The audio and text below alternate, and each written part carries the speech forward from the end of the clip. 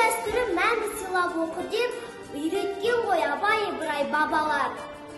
Мектеп сенсін адалдықты үйреткен, мектеп сенсін жамандықтан жиеткен, мектеп сенсін жақсылықты ұлан қып, мектеп сенсін мені жұртқа сүйреткен.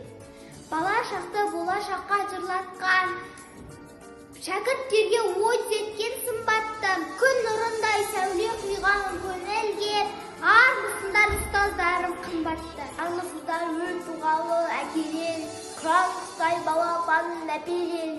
Бүгін міне бастауышпен қоштасады, адамат боп кешегі сәби мекелер.